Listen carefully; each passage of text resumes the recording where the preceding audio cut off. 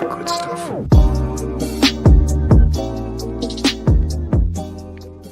Welcome back, everybody, to Goodwill Podcasting with Connor, Dan, and Stone, your movie podcast that today is talking about one of the most underrated actors in Hollywood. He has a new film that came out this past weekend and a horror/thriller remake of Speak No Evil from director and writer James Watkins. We almost did not get braced with the talents of Mr. James McAvoy, who we're talking about today. He was born in Glasgow, Scotland in 1978, and at one pivotal moment in his life, he chose to go to school for music and drama rather than enlist in the Royal Navy. Even though he had some acting credits beforehand, the world found him in 2005's Narnia, The Lion, the Witch, and the Wardrobe, but he was put on the critics' radar with the award darling Atonement. And that'll be the first film that we're talking about today, followed by the 2008 action comic adaptation Wanted, the 2013 chaotic Scottish film Filth, still to this day, the greatest X-Men crossover film, 2014's X-Men Days of Future Past, and finally, the new release, Speak No Evil, that came out this weekend. And yes, you counted right. 5 films, which means we are not alone today. A longtime friend of ours and a return guest is here, Kev, with The Real for Real. Thank you so much for being here, man. We're excited to talk to you about these films today. And James McAvoy. Man, I appreciate the invite, man. Can't wait to talk about this. I'm excited. These are a bunch of, I don't know, the more we dived into it, the more I found out that, especially with Filth, I'm like, man, McAvoy's really good at playing a crazy character. I didn't realize what that movie was about, but he fit it perfectly. Yeah. I shot you guys this prompt before we got started, but I was curious, what's the first actor that comes to your mind when you think of underrated? Obviously, we're discussing that aspect when it comes to James McAvoy, but anybody, stands out right away? Ed Harris. That's what I got. I have 5 right here. Let's see here. Hold on. I bet I have Dan's too. Ed Harris is one of the ones I got. What do you got, Dan? What do you have, Sam Rockwell? Yep. Yeah. Sam Rockwell is 1. Ed Harris is 2. I had go ahead. You got any, Connor? I was gonna say Taylor Russell. Oh, damn, that's good. Shit. That is good. I really like Taylor Russell. I have I got William H. Macy at 3, Michael Shannon at 4, and then Andy Serkis at 5. So. Yeah, I think Michael Shannon's one of the best actors ever. Like, I think he's a top 20 actor of all time. Yeah. I agree with that. Yeah. I also think, Edward Norton, when it comes to just like talent, he does he's a kind of a top level actor that doesn't really get mentioned when those conversations happen. But Norton is one of the best as well. He's just I know he's difficult and kind of an asshole, but he's also very good. So. Yeah. The only reason why I didn't what sealed the deal for you? With Michael Shannon, was it Take Shelter? Did that seal the deal?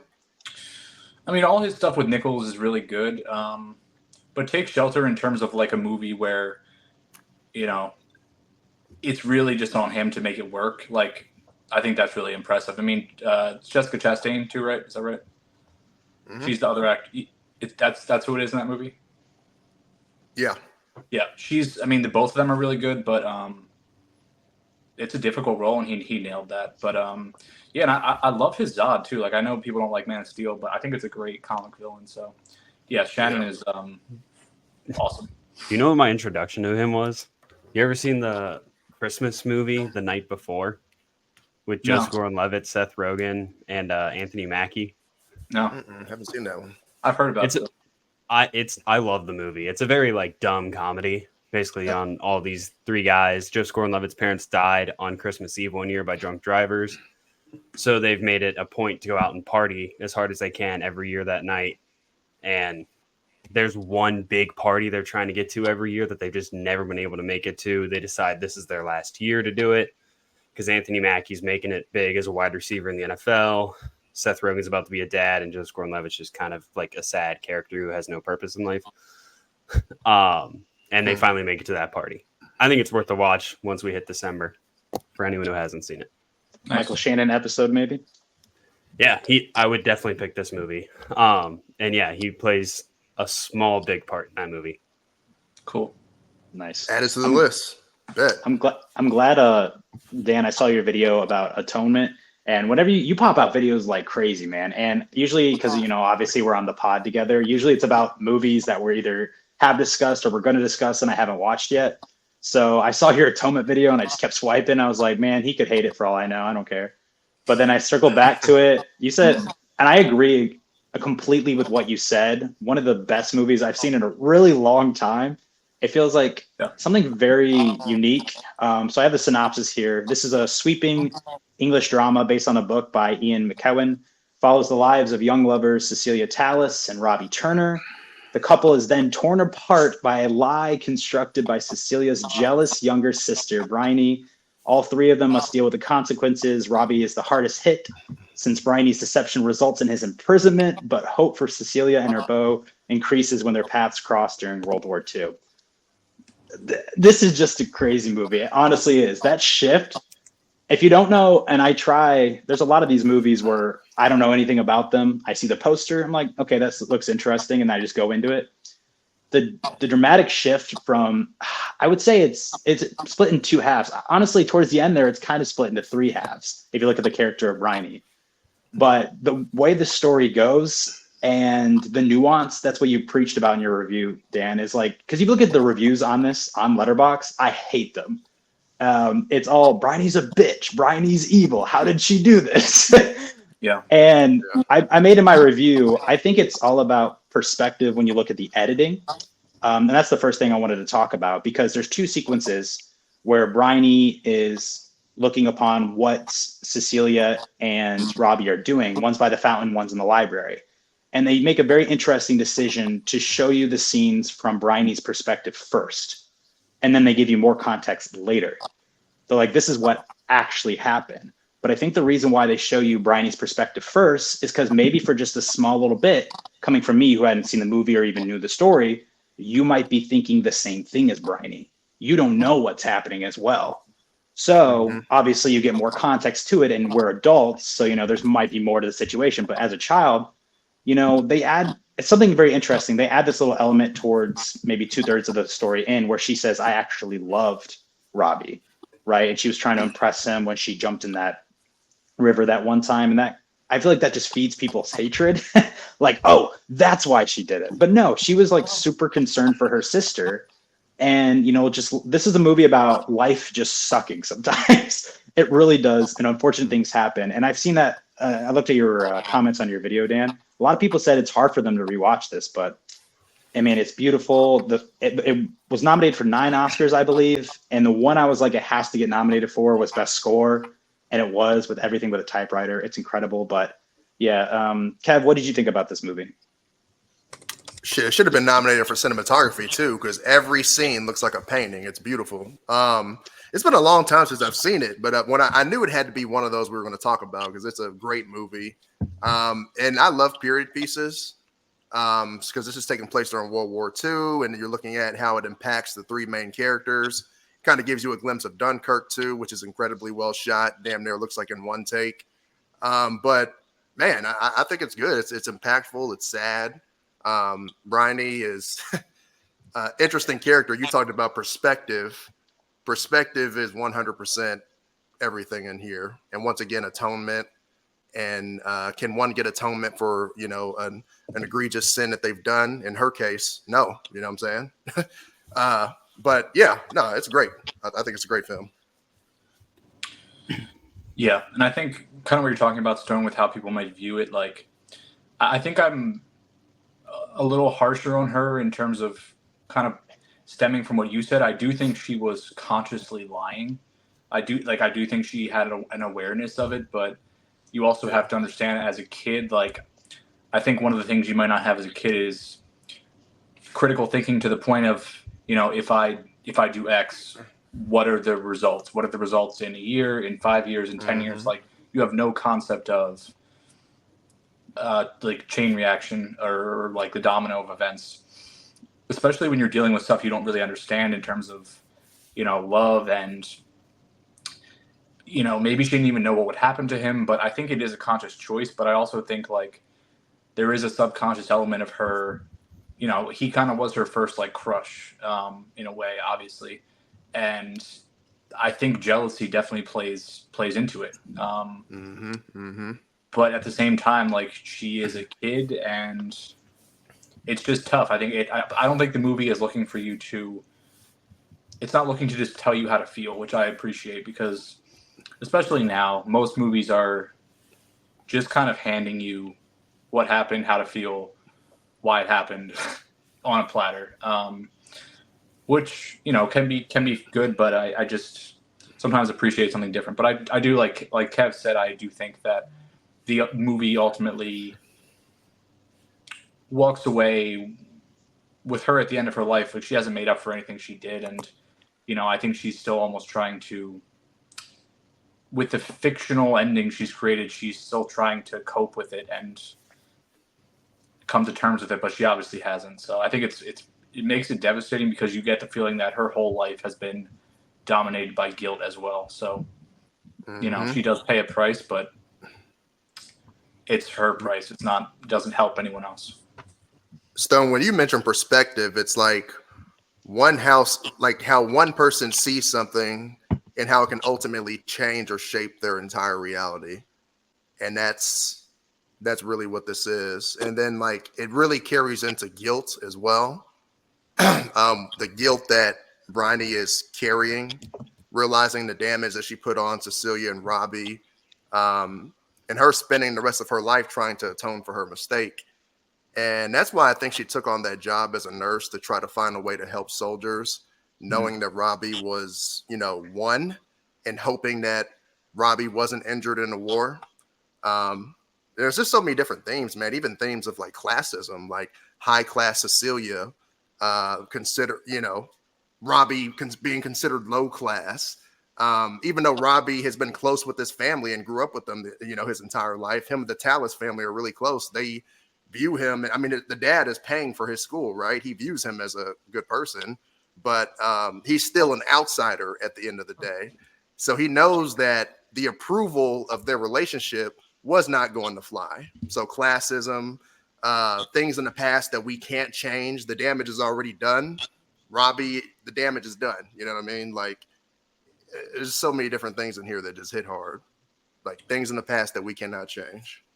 I'm happy you brought up perspective, because that was one of my favorite parts of the beginning of this movie, was how they kind of flash forward between what, I forget her name, the little girl who we've been talking about, Bryony, how they showed her viewing James McAvoy and Keira Knightley in the fountain, and how it does look like he was kind of maybe abusing her, making her do something she didn't want to do. And then we go back in time and see their perspective and how it was just kind of what happened. McAvoy was being a bit of an asshole with the whole vase thing, but I just like how we get that different perspective, and how from Bryony's perspective, James McAvoy's character Robbie could look like such an asshole. Yeah, and it's also kind of a societal perspective too, where I think she, she's a kid, she doesn't understand sex or anything like that, but she reads that letter, and she's obviously thrown off by that and doesn't know what to make of it. I think the society they're in, and with high class kind of culture at the time, none of that stuff gets talked about. It's all so buttoned up, and everything is so sensationalized. If anyone is talking in that way or anything like that, it's not typical. So I think the morality of the time, she may have viewed him in a negative light just from that. And then when she sees him, I think she says I saw him attacking my sister or whatever. She doesn't know, but maybe she did actually think that. And in that case, her lie could maybe make a little bit more sense, but it's a little bit of jealousy, a little bit of misunderstanding, a little bit of just purposeful action. But it's not just one thing. But I think kind of the box they're all in really affects the situation too. And like Kev said, McAvoy might be with them, but there's still that line, right? There is a line there that he can only go so far, and he's still othered. And I think the way you see a lower class person getting treated, after an accusation, there's no defense, there's no other point of view. It's just, no, you're guilty, and you pay the price. So I think that's that's something that will always be relevant, right? This movie is never really going to be dated or out of touch. Mm-hmm. I think there's one other person in the story who's kind of at fault. Like you said, he gets in prison, and there's really nothing you can do about it because he's at a different class level than the other two. I disagree with that slightly, because I think there's one person who could have helped but she was selfish and immature. And it's not Bryony who you would think. It's Cecilia. Because as soon as that moment happened, it seems like she does not speak to her sister ever again. Right. And they just completely separate ways. So I think that if she was more open and less spiteful towards Bryony, then there maybe could have been something there to help out the situation. But she's so disturbed and appalled by what she did, then she totally cuts off that relationship. So any resolution that could have happened before anything that happened during World War II is completely gone. That's you mean in terms of just their relationship, or what do you mean? It seems like Cecilia and Bryony did not really speak, and Cecilia was just closed off to her ever since that happened to James McAvoy. Obviously, when you fast forward, I think it's 4 or 5 years later during the middle of World War II, it's a lot different than if you would have spoken up right then and there. Like, I don't know. Yeah, Bryony and her actually never had a relationship. That's the twist that we get to. But possibly, who knows? Maybe they could have worked something out. And did Cecilia ever explain to Bryony what was happening in the library? We don't know. It just seems like she says this certain phrase. I believe it's like, you can't trust anything that comes out of Bryony. Like, she's a storyteller. That's her thing. So I don't know if they ever did have a conversation, if that would have helped at all, if they could have actually figured out who did this horrific act. It's just never shown. And I don't think it's insinuated that they really ever talked after that. I also think I gather that they did not talk. So yeah, I think you're right. But I think that's an interesting perspective I didn't think about, because if she would have talked to her and tried to work something out, then the truth will come to light, and so that's interesting. I also just wonder though, like, how much sway would a woman actually have on the situation once he's already in prison? Like, I don't, like, would she feel like would she even want to speak up and try to use her voice in that situation? Would she be listened to? Like, I don't know. Should be considered an unreliable source because they're going. Yeah, I think they even like, oh, they you're even mentioned hysterical, something, or you're, you're whatever. I don't know. But she definitely, and even in the situation, like, I think there's this kind of a sense of powerlessness for Cecilia. She's just like, this ship has sailed. Like, they've already decided that he's guilty. So, like, I don't think she felt like she had any power in the situation. One thing that like sticks out to me is, I don't know if I like it or not. Kev, if you've listened to any of our recent episodes, then I feel like I talk about it every single time we're on the pod. But I've been binging Game of Thrones recently. So I'm currently at the end of, I'm on the last episode of season 4. And at a moment in this movie, I was like, oh, there's Theon Greyjoy, the guy, a very famous character from Game of Thrones, pops in. I thought his character was really interesting. He seems to be a servant in the Talus house, or someone who helps them out, someone who's, again, of a lower class. It seems like he's maybe just in the story to possibly give us someone else that could have done those acts towards Lola, to throw us off just a little bit, and that's really all he's there for. Because if it was solely just Benedict Cumberbatch there, you would have been like, oh, obviously that he's the guy. And I feel like you can feel that underlying, the feel like he did that, from the start, the first time he looks at Lola. But I feel like they do show that character, that servant boy, just a little bit to be like, maybe it wasn't Benedict, maybe it was this guy, But then they do show him confessing. Yeah. And saying what he thought about the situations, about the twins that went missing. So I don't know, but I thought that was an interesting thing that they added in there. Maybe that was the life that Lola could have had. She could have had it with him. And that's also another crazy messed up thing, is that her and Benedict end up together. Good Lord. That's insane. Yeah. I feel like having that character there also gives a little more perspective as to like the dynamics with someone of a lower class. Like, you kind of see how he gets treated too. And maybe that helps you understand like what Robbie kind of went through growing up, and like what he became accustomed to, and how things were, which eventually ends up playing into how he gets treated and kind of discarded when this all happens. But yeah, Cumberbatch is really gross in this. So predatory, like he's really, he's good at his role. Yeah, he's good at his role. That's for sure. But that feels real. I'll ask you this though: did you notice something was wrong when he first visited the room with the kids? Oh yeah, immediately. You could tell, right? Like, yeah. You know what's insane that I just thought about though is that there is 3 suspects that we're talking about, right? Possibly, which is James McAvoy, Theon Greyjoy, and then Benedict Cumberbatch. But what's interesting to me is the only one that's a stranger to them is Benedict Cumberbatch. But like we're talking about, like the issues with class, they never consider him. So if James McAvoy was out of the situation and everything didn't happen between him and Cecilia, probably Theon Greyjoy would have been their second pick. They would have never thought that it could be somebody like Benedict Cumberbatch. He was probably the last one that they would ever expect just because of who he is. He's the guys with the chocolate bars for the soldiers, you know? Yeah. That's Willy Wonka there. Yeah. I wanted to Willy Wonka's a serial killer, and you can't convince me otherwise. Oh, snap. That's I wanted to for another time. Break down that theory one time.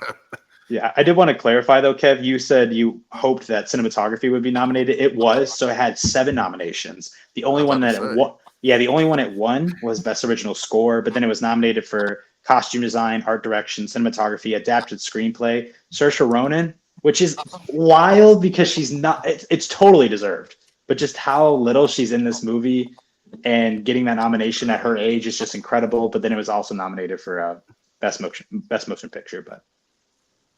Keira Knightley is by far one of the most underrated, underappreciated actors in the game, in my opinion. Yeah, talking about underrated, like absolutely. I mean, just underused. Like I don't know why she wasn't cast more, especially like, you know, this kind of 15-year stretch in there. I mean, she had Pirates obviously and was awesome in that, but like, I don't know. I think she's really good.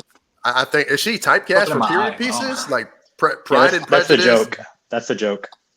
That is okay. Yeah, with her, she's always a British or a London, you know, European period piece. It's always Keira Knightley. Because isn't she? I think she's in the Imitation Game too with Benedict Cumberbatch, correct? She's in Imitation Game, Duchess. Did any of you guys watch this? Did any of you guys watch The Boston Strangler or whatever it was called? Oh, no. I didn't see that. It came out like last year, 2 years ago. I remember watching it and thinking it was pretty good. I don't remember much about it though, so that might speak. Y'all seen Love Actually, right? Yes. Yeah. Yeah. Good in that. I mean, you know. She's in Anna Karenina too, which is also Joe Wright with Jude Law. So I mean, and the Pirates franchise tanked after she left. Yeah. I was watching this video about this movie and just the nuance when it comes to Bryony's character, but the essay that I was watching talked about the writing of the actual book a little bit, and I feel like this is the most biggest part of the movie, really. I mean, it's the turning point for everything that happened is when McAvoy writes that letter. He says, I'm gonna read what it says. It says, "In my dreams, I kiss your cunt." But I want to read how it is written in the book because it's insane. It says, so just about the word itself. It says, "The smooth, hollowed, partially enclosed forms of the first 3 letters were as clear as a set of anatomical drawings. 3 figures huddled at the foot of a cross, being the T at the end of cunt." I was like, wow. What the hell? Bars. That is bars. That's pretty good writing. Spitting. I gotta admit. Spitting. I gotta admit, but I don't think anyone's gonna disagree with you. I'm glad they took that out the movie, though. They didn't need all that. Yeah. We got the word cunt in the movie. That's what we got. I also wanted to say, Kevin, you talked about the Dunkirk sequence. It's like a 5 to 7 minute long take that was done in one shot. They did it 4 times, I think, and they ended up using the third one. They tried to do a 4th, but I think the camera operator fell or something, and they were just like, nah. But that sequence, is where I was like, yeah, this is like a perfect movie. It was so good, and I love the movie Dunkirk. I think it's really, really good at what it does. The complaint was this doesn't capture the scale of what was happening, like with whatever it was, 250, 300,000 people on the beach. Some people felt like it didn't show that. I feel like you got a great sense of the scale, the amount of people that were crammed in, like the density of it, and all the different feelings and things that were going on, and emotions, and also the camaraderie, but also just like the destruction of the area, the shooting of the horses, like that's and then going around into the choir, and the way the choir syncs up with the score, like it's just like, I mean, it was so good. And I feel like you really see, what he's going through and kind of his trauma. And the movie, it goes from this like really buttoned up period romance to like a pretty heavy movie pretty quickly. And it's just, it really wounds nails of the that soldiers. Oof, that was tough. Yeah. Oof, that was tough, man. That was like you said, Dan, that's a really good complaint between Dunkirk and this. And what the first thing that sticks out to me about just how dense all the men there were on the beach was the fact that even when that one take cuts, the fact that you go back to these like further and there's these homes, and you go down in these homes and you're just stuffing soldiers into cracks, just like waiting for time to pass, just trying to get an opportunity to sleep. It just keeps going further than that one take. It was 4 takes is that would probably be 20, 30 minutes in total, but that's insane. That when I was watching that scene, I love one takes, and I was just blown away by it. Yeah. Speaking of Dunkirk, do you think that's a Nolan top 4 or 5? I think I have it in his 5.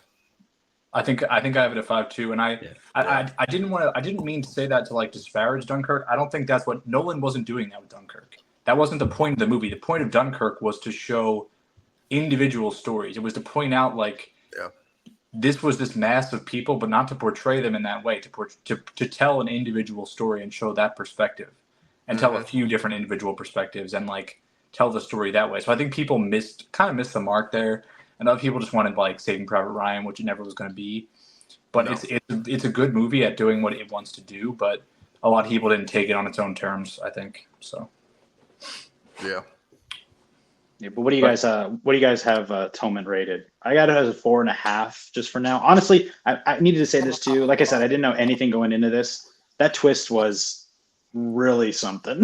That was a good twist. I was like, let me just give you some perspective. I work night shift, Kev.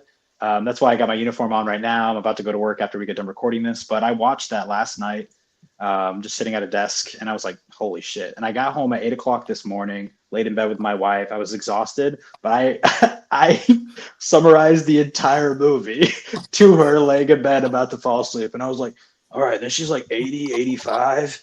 And guess what? None of it happened. So it was really effective. But yeah, I got this as a 4.5 right now. Yeah, that's where I have it at 4.5. I mean, it could easily be a 5 though. I don't have any real complaints with the movie, if you want to be real. Yeah, I have it at a 5. There's nothing that bothers me about it. Now, Stone, last night, actually before this call, I looked at Letterboxd and I was like, damn, these reviews are kind of annoying looking at them. But yeah, I think it should be rated a little bit higher, man. I think it's great. Yeah, the reviews of this movie are so superficial to me. Like, there's a lot more nuance than just, this little girl is a bad person. But come on now. So to speak about maybe a movie that doesn't have a whole lot of nuance, do you guys want to talk about Wanted next? Connor, what did you rate Atonement? I want to be completely honest with you, Dan. I still have about 45 minutes left in the movie. Okay. I've been so busy, but honestly, I'm loving it so far. Like, I just got through the Dunkirk. Yeah, I was. Yeah, but I didn't want to bring that up and have you guys not spoil it for me not being able to get through it. That's Yeah. I should have managed time a little better. But let me ask y'all, who's seen Wanted before I added this to the list? I'll go ahead and say I added it to the list. Who's seen it beforehand? I had not. Dan's review was perfect because I remember growing up and seeing this trailer on some DVD, and all I remember was Angelina Jolie looking really hot and curved bullets. That's all I remember. Dan's like, this is the curved bullet movie. And I was like, that's the perfect thing to sum it up.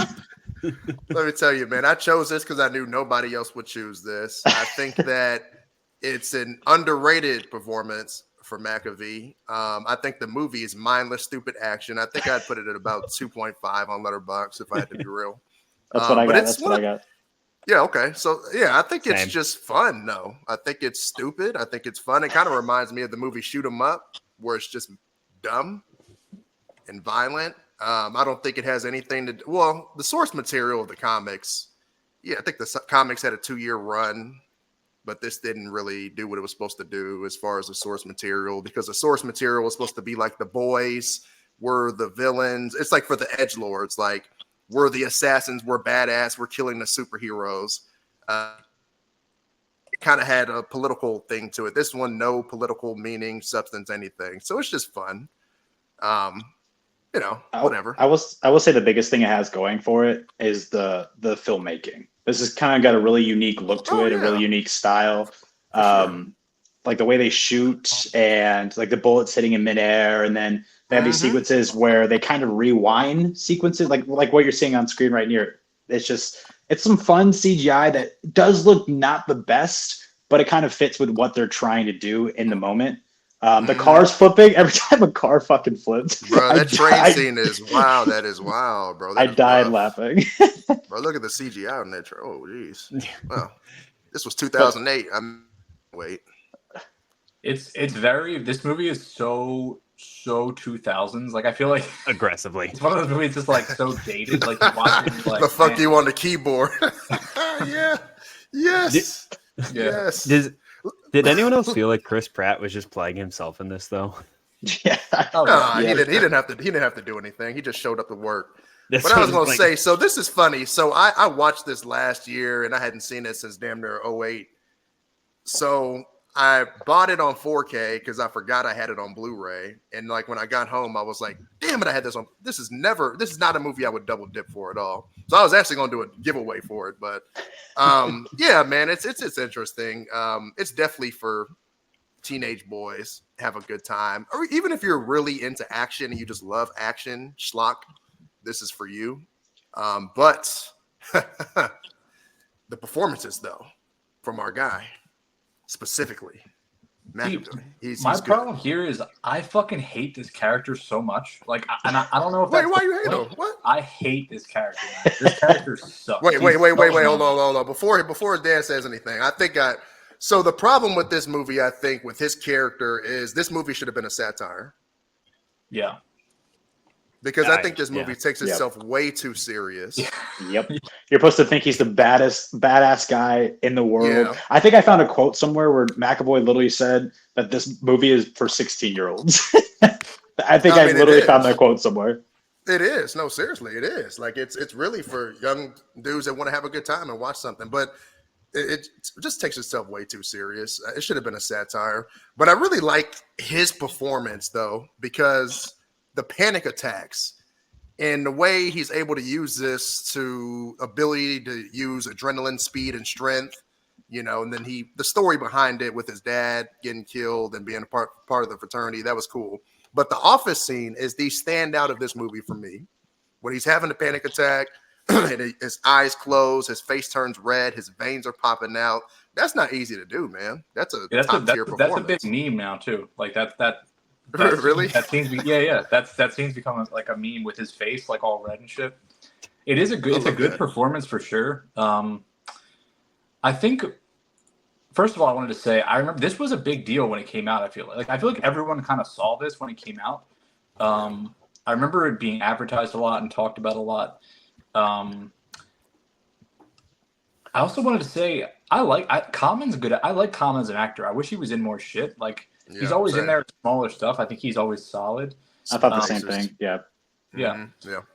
But I think this movie is too obvious and obviously if you know the source material, it doesn't work at all. But like they never feel like they're good at all. Like they just feel like villains the whole time.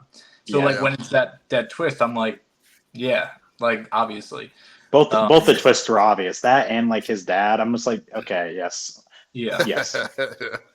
But and like when they're training him, they just like beat the piss out of him every day, and it's just like over and over again. I'm like, and then the next scene, his face is just like completely fine. I'm like, have you ever been beat up before, or like?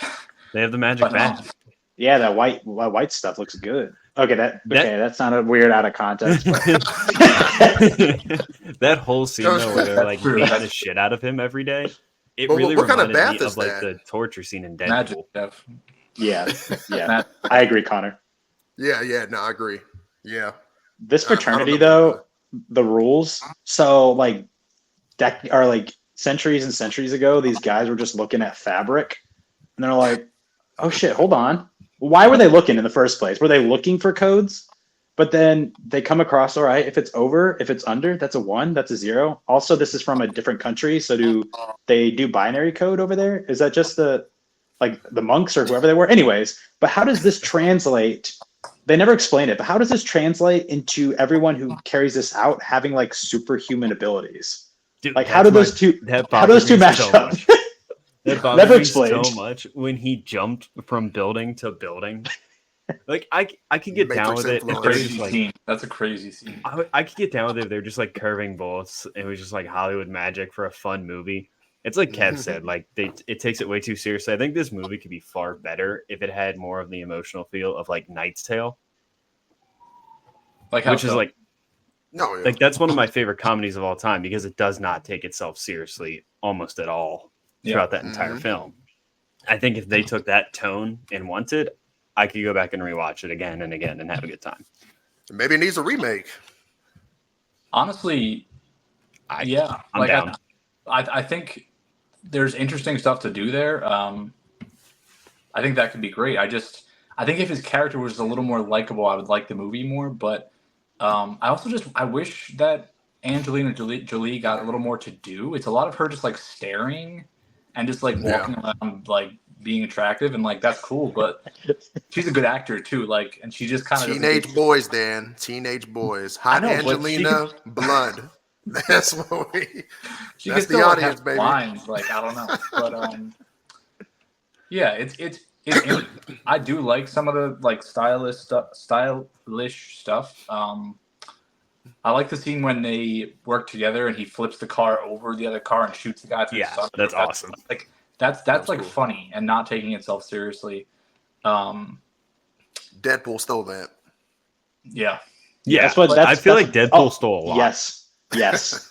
Like Connor was just saying, like the scenes where him like getting initiated is very much similar to Deadpool like gaining his powers. Let's just abuse you until abuse doesn't like hurt you anymore. Yeah. Facts. But This movie. Go Go ahead. ahead. This movie reminded me a lot of like Deadpool and like Now You See Me almost. Oh yeah. With the and Morgan Freeman.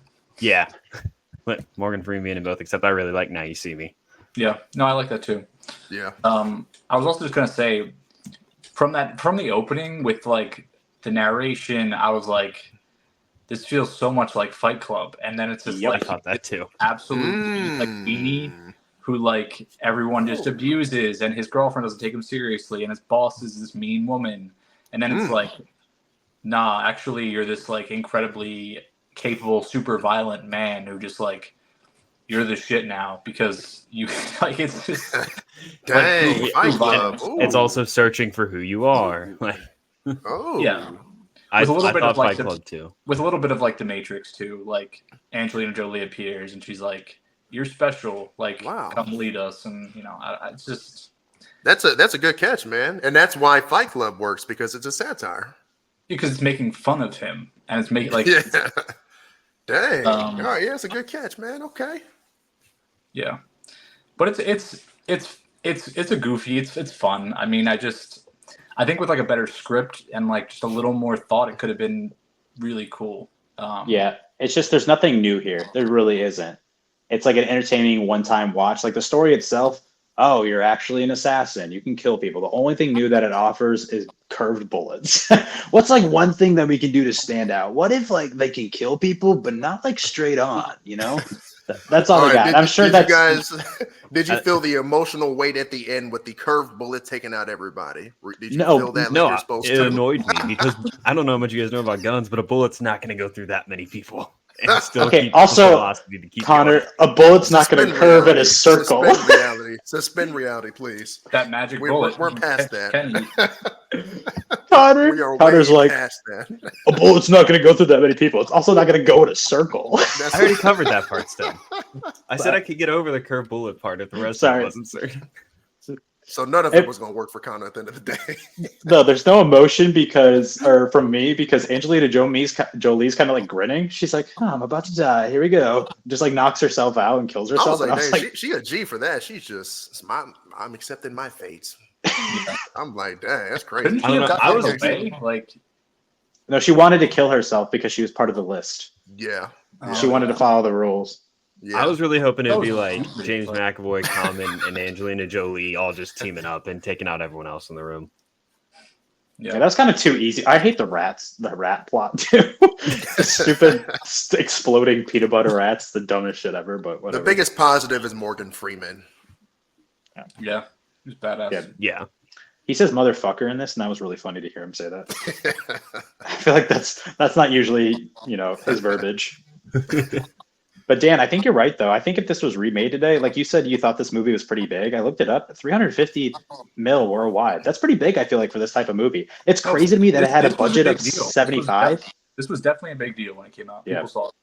I think an adaptation would do really well. I enjoyed this in 2008. I rewatched it last year when I bought it on 4K, and I said, this definitely don't hit the same. It's a 2.5 out of 5. How did the But- train scene look in 2008, Kev? It looked great. 2008, that was cool.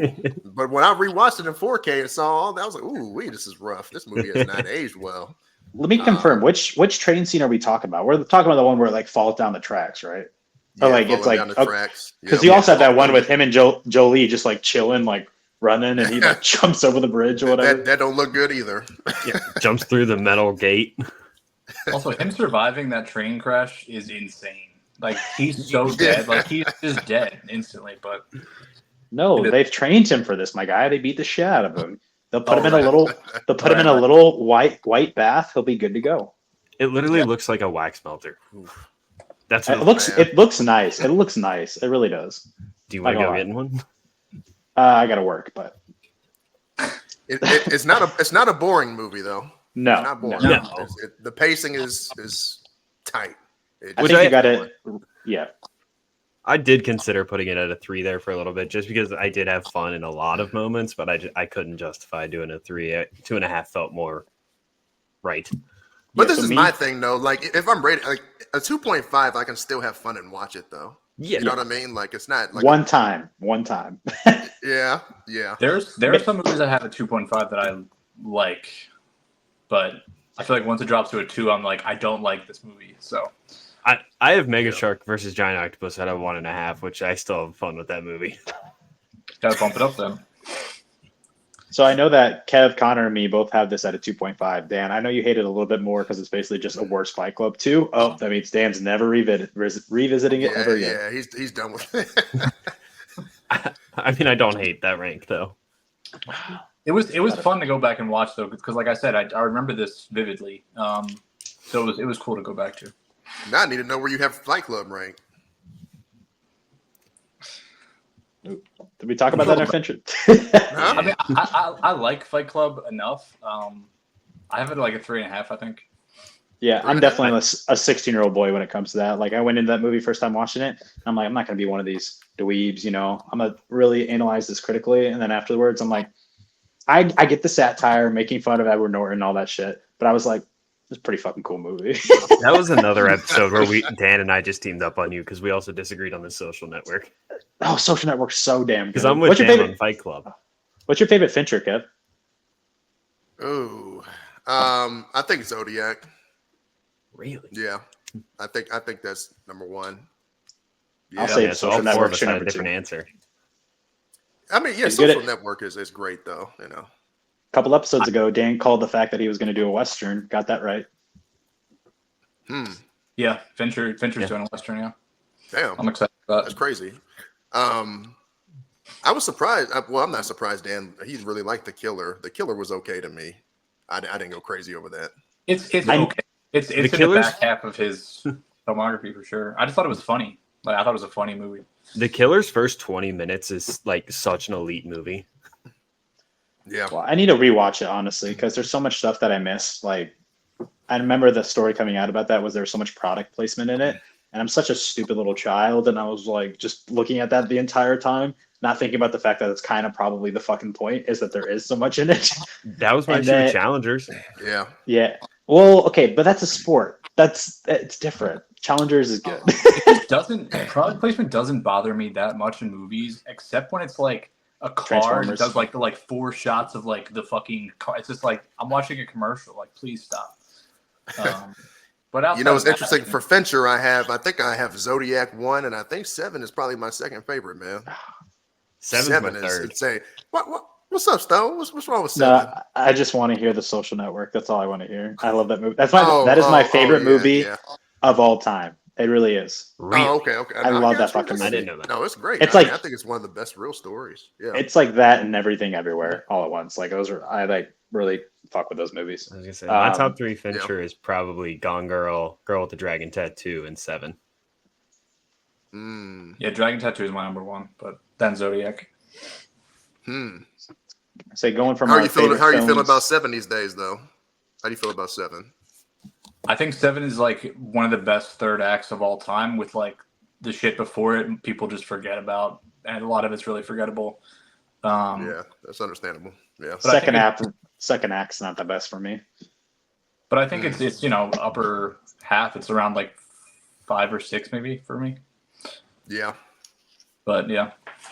So we can transition maybe into talking about our favorite Finchers into maybe a movie that we haven't seen that much. Has any of us watched Filth before recording this episode? I had. Yeah. No, this was and my I was pick. like, "What filthy bastard picked this one?" Who That picked was this? me. And literally, That was I hadn't seen it. I just read the description of Letterboxd, and I was like, "This sounds like my kind of shit." What a fucking wild movie. I'll give the very brief This is- summary, but this doesn't even sum it up really. I have a drug-addled, manipulative misanthrope, James McAvoy, begins to experience increasingly severe hallucinations as he tries to solve the murder of a Japanese student. That does not sum it up. It really doesn't. Not even close. Speaking of Yeah. just jump scares for the hallucinations, probably some of the scariest, most effective ones because you're not expecting it. Happened like 7, 8, 9 times. Got me every damn time. But anyways, that's not what this movie is really all about. But I just had to say that those elephants, that pig, all those fucking animals really got me. The pig got me the Yeah. first time. Yeah. Yeah. What did you think about this, Dan? I'm really curious. This is a movie I like wanted to like, but it makes it so fucking hard. I think some of it really works and some of it was really interesting. I think the performance is excellent. The movie is a little bit edgy for me, like to the point of like just doing a little too much. And I think sometimes it feels a little repetitive and gets a little old with that style, but like the performances are good. I think what doesn't work for me in this movie is like I don't feel anything for this character. I don't feel any sympathy for him. I don't feel any, he's just going through a tough time. He's just like a piece of shit. And like if you want to do that with a character. I understand, depiction is not endorsement, but then to try to make you feel sorry, like, no, I don't feel sorry for this guy whatsoever. He's just a piece of shit. Just portray him that way, and I would be more on board. But, I just don't have any sympathy for the character. I think that might have been the goal here was to portray him that way, but I think you nailed it with saying like there's too much shit going on for that really to hit home. Like there's so much going on in this movie. Maybe I misinterpreted this. I thought maybe towards the end there, this was like a trans story. And he had made up everything about his wife and his daughter, but then it was really never expanded upon. And it was like in the last 15 minutes and it was so quick, but it was such a Still thrown in for like shock value. I'm just like, right. Such a wild shift. And it was never expanded upon. And I was just like, oh, I really like that, but that's all we got of it. Like someone who can't come to terms with like accepting who he is or who they are and, doing all this shit just to, try to hide that, especially in a police force. But, like I said, I just feel like it was shoehorned in at the very end and it could have been something special in my opinion. I mean, I think he was definitely like at least struggling with his sexuality and a lot of like, and I mean, I think we see this. How do I say this? I think you see this a lot of times with certain people today, where a lot of the most hateful people, I think, are often struggling with or have struggled with like their own sexuality or whatever. And I think sometimes those kind of feelings and sentiments come from a place of like self-loathing or, you know, self-doubt, especially when you're in a, like, you grow up in a way where you're told something's wrong, but you might have, you know what I mean? So I feel like that's the kind of character we're dealing with, where he definitely was questioning things, but he had so much kind of self-hatred. He just like put out so much hate and so much of that, like, you know, as a front to be like all that, you know, I'm like the straightest guy and the toughest guy, but in reality, like, he doesn't even know really who he is. Yeah, but I mean, I'm disagreeing with some of what you guys say, because I do think, I mean, this movie was only like an hour and a half long, somewhere around there. So I think it packs in enough too, and how fast it's changing with like just showing a corrupt cop story. So I think it starts off with you like wanting to believe that he is like the best cop for this job's role that they're all going for, with the way he sizes everyone else in the room up. And then we see him just slowly spiraling down this line of drugs and women and underage sex and everything else. Like, I think the story is told well, and I don't think you're meant to feel any type of sympathy for the character. I think instead you're supposed to kind of hate him because he's such a piece of shit.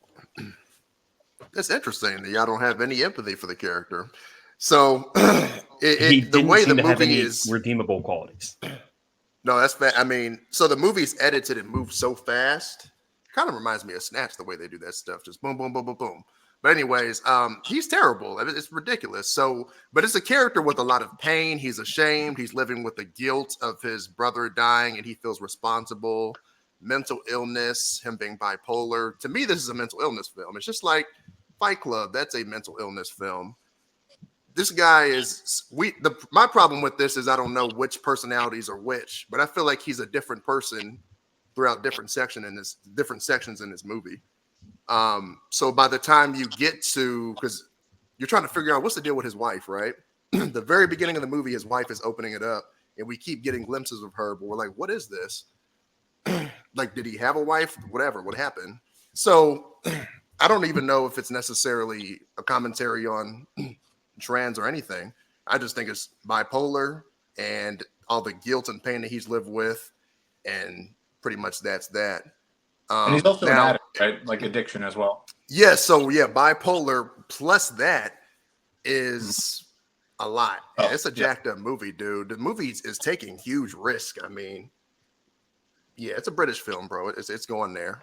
But I don't know. I had a good time with it, man. It's a black comedy, and I think watching this with Train Spotting would be an insane double feature.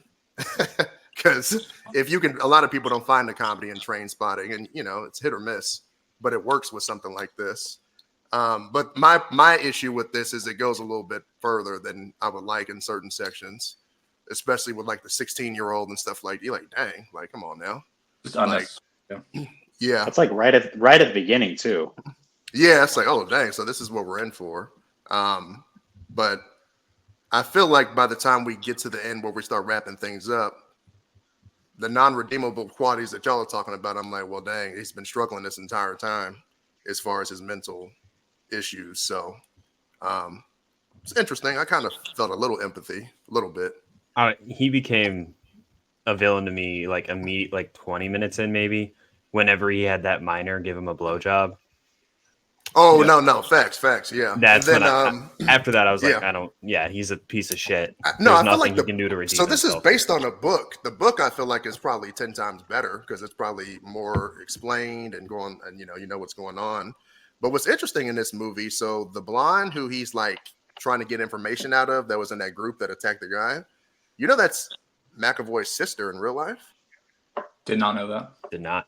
Like, imagine. Yeah. Yep. Imagine talking like that to your sister. You know, that's crazy. That Speaking of actresses in this, I think this might be the first movie that I have seen Shirley Henderson in where she wasn't Moaning Myrtle in Harry Potter. And she was also in Trainspotting, Kev. Yeah, sure was. Yeah, I don't know. I think it's an enjoyable movie. So I got this one at about a 3.5. It's could have been way better as far as because really this is carried by McAvoy's performance, his genius performance. There's moments of honesty, sincere, asshole, perv, self-contempt in a way that everything about it just felt genuine. And yeah, it's just like then the way this guy moves is insane. Like, Yeah, the character's really, really inconsistent. Like, and I'm not saying that as a critique. I'm saying that as like a positive. You never quite know what you're going to get, I feel like, with him. But I mean, obviously, it's like, and I think the book was definitely a huge critique of like police and just authority in general and power and how it's abused. What's funny is like the movie starts out with the murder, but like the investigation, it's almost like the movie is pretending it's going to be some kind of like noir like investigation story, and then it's just like it's not that at all. It's just like following these absolutely terrible individuals, and what they're actually concerned with is just getting promoted. And like the whole time he's just scheming and trying to turn them against each other, and like the investigation or the person that died is like not even a thought in the story really. But it's kind of a funny like subversion of expectations. But he's just such a toxic character, and like, you know, it's kind of like toxic masculinity like in every way from this dude. And it's just like you feel like it's such a front, but like, you know, when you pretend to be something enough, like eventually that's kind of what you are. So so what's interesting is, so you know how people love Wolf of Wall Street and they think it's like this huge movie of meaning. I feel like that with this character and Jordan Belfort are both just a movie of just entertainment, in my opinion. That's why I don't have Wolf of Wall Street as like a top 5 for Scorsese, because yes, it's a fun movie, but it's like, dude, it's not saying much of anything with this guy. You know? I think of Wolf of Wall Street as like a tragedy, like a Greek tragedy. Like I feel like you're watching the complete downfall of a person. But I feel like, you know, people have fun with it and people enjoy it. Like, but it's not. You're not supposed to like emulate the person. My problem with that is like the dude made money. Well, it's praised like American Psycho's praised Patrick Bateman. Yeah. Both characters are praised. Yeah, but my problem with Wolf of Wall Street is like Jordan Belfort made money off that, and like he got to do speaking engagements and all like that. I have a problem with that. Not more than anything really in the movie itself, because he's just he's not a good dude. So. I mean, I hear you, and I'm with you on that. But I mean, Jordan Belfort's going to make money one way or another. He's already made millions again in sales after he got out of prison. Yeah, but this just helped that. You know what I'm saying? Like, yeah. No, 100%. It's tough. I don't know. So you wait, hold on. So you wouldn't see this? You wouldn't see this kind of as a Greek tragedy for this character? Absolutely. I just think like I think this movie like loses control over its edginess at times. It just like does too much. Like I think you can have a little more nuance with the character where it's a little more interesting. And like Connor kind of said, like this dude just loses you so quickly in terms of like, you know, how badly he abuses like his power and stuff. It's just like he's not interesting at that point to me. Which, you know, everyone is not going to view that the same way, and I totally get that. No, yeah, I know. I don't think it's a bad movie though. Like I don't think it's, you know, trash. I think it's interesting. It reminds me a lot too of a little bit of Bronson from 2008. Like, and it's the same very British, you know, very off the wall and kind of like provocative. And I like that movie a good bit, but it's also like kind of has the same attitude. So yeah. I wouldn't recommend this movie to people. I'll tell you that right now. No, this movie's jacked up. I already recommended it to my mom last night. Damn. Your mom? No. And she likes the weird and twisted like I do. She would like this movie, I guarantee. Oh, I thought she's he was gonna be kidding. listening. Man, he dead serious now. No, yeah, 100%. Damn. I definitely think this is probably the movie that I definitely probably think this is the movie that Shyamalan saw before he cast McAvoy in Split. Possibly, like you were saying, like they have some different personalities here. Now, supposedly, Joaquin was supposed to be there two weeks before that movie started shooting. Yeah, I saw I that. messaged that to Dan. I don't think you responded, but I was like, Do you think McAvoy knows that whole drama with Joaquin's going on right now, or he was just like, casually dropping something and didn't necessarily know how I it think applied? Joaquin's been like that his whole career. Like, I think he's always been like that. I think he has. I mean, Joaquin, like, to be blunt, his mental health is not the best. I think he has a lot of anxiety, and like he's talked before about before he goes into a role, like freaking out. Basically, he was doing it with Napoleon, which really showed. Like, Napoleon's like Joaquin Phoenix is bad in that movie, straight up bad. And I like the movie. It's not. It's almost like it works because it's not a good performance. He's not trying to act at all. He's doing, but it's so ridiculous. And like I liked what they did with the character, but he's literally not acting. He's terrible in that movie, but I still like the movie. But I think Joaquin's just kind of a head case, and he's always been like this with being flaky about movies. And this is obviously now he's done it to a point where he's going to get sued, or is being sued already. So. Well, when you bring up the mental health issues, that's why Beau is Afraid works for me, and why I think Beau is Afraid is a great movie. Yes, that people hate, but I still want to watch it. I haven't seen that one yet. I think it's Ari Aster's best movie. I don't think it works. Really? Oh yeah, it's great. Yeah. So what do you guys have Filth rated at? As I got it at a 3. I feel like you my guys might be similar in that. I'm 3.5. I'm 3.5. 2.5. Okay. All right. Kind But of like not a 2.5 that I like regret watching or don't appreciate to some extent. Yeah. I'll watch it again and see how I feel. Okay. Have you kind of made a joke or like didn't realize I was being serious when I said I recommended my mom this? Like another one in recent memory too, which was Dan's pick. I immediately finished Mandy and called my mom. I was like, you need to watch this tonight. That's badass. I mean, yeah, my mom would never watch that. I wish. I love that movie. Yeah. My mom will watch any weird and twisted shit I send her way. Whew. Hey, Mandy, Miss, that's tough. your mom's a listener of the pod, right? Oh, yeah. Shout out Connor's mom. There we go. Thanks for listening. Yeah, Thank you. Hey, We're having a giveaway soon, so if you're interested in Batman merch, keep listening. But anyways, so we all had this movie kind of rated the same. I feel like for the next one, our thoughts are probably the exact same.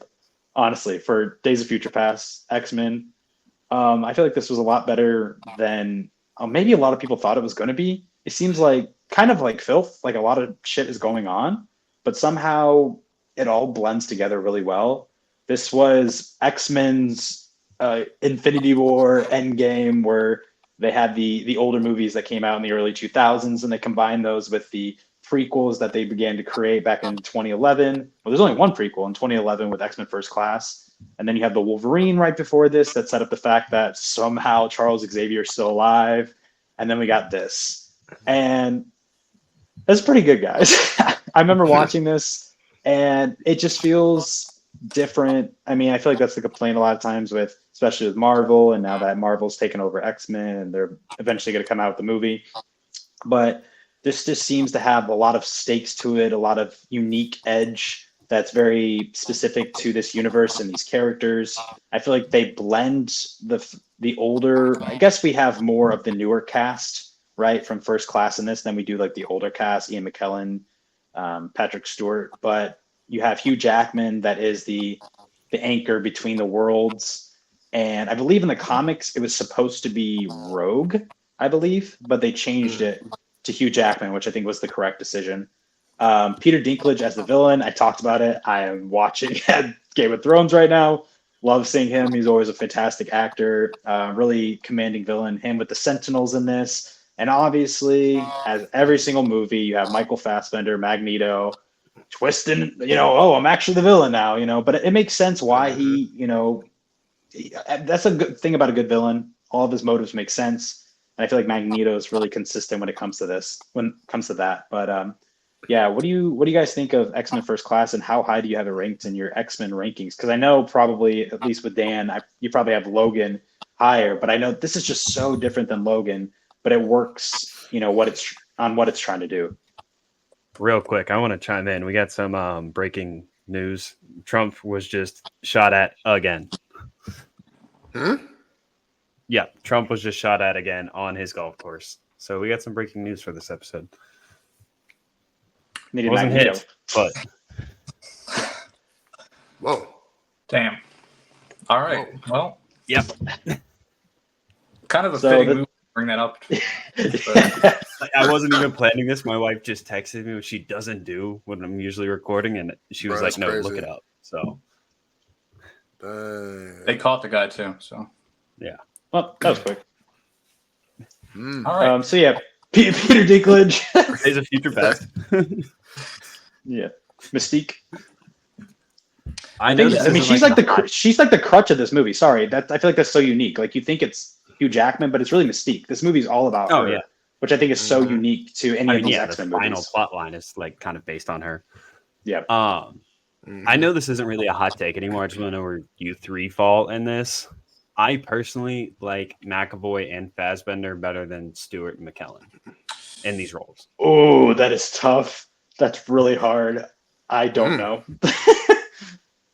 I guess this is the movie to bring that up, but I think it's hard to say. Like what they're doing, and especially what McAvoy is doing, is just like it's so different. I don't even want to compare. Like what McAvoy has talked about is, and what's cool here is James McAvoy is a huge fan of Star Trek, like massive, and loves Next Generation. So when he got the offer to play Charles, he was like fanboying out because it's, you know, obviously it's Patrick Stewart and it's just a big deal to him. So, but what he talked about doing with the character is looking at what Stewart's version of Charles was and taking all of his positive qualities and flipping them and figuring out how am I going to like create almost like a negative image of that character, so you can see like how he grows over time and you can see his weaknesses, because Charles is a flawed character when he's younger. He's like pompous and arrogant. He's using his power like for whatever the fuck he feels like, pretty much, not in an evil way, but like, you know, he's just goofing around with it. And he's kind of more of a free spirit. So I think there's such different performances where you're seeing like, you know, older Charles doesn't really have flaws, and it's a very flawed performance. And it makes it so much more interesting, especially with, you know, seeing the two of them in the same movie, I think. So I really like them both. I think they're doing very different things. what do you think, Kev? Yeah, I think this is the best X-Men movie. If you were talking X-Men movie, I would put Logan 1 and this one right behind it. I think I got it this and then X2. But it's been a long time since I've also watched Days of Future Past as well. But one thing that I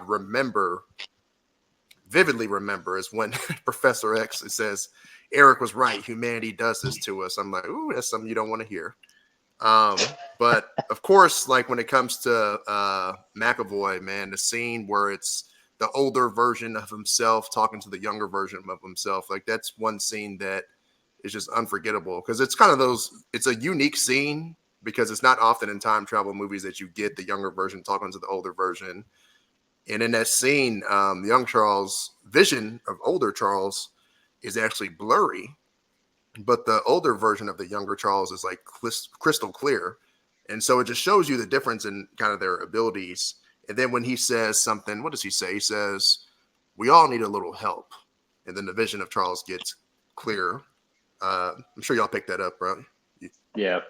I'm talking about, yeah, like that's like, yes, great scene. I mean, so you just have I think what connects this all really well too is with the first three X-Men movie. Like it's perfect in my opinion when it comes to Logan's character, Wolverine, because in the first three X-Men movies, you have this journey of him, you know, becoming a superhero in a sense, right? mm-hmm. The first film, he's the wild animal, and by the third one, he's working together, building a team together, and he's who Xavier has created.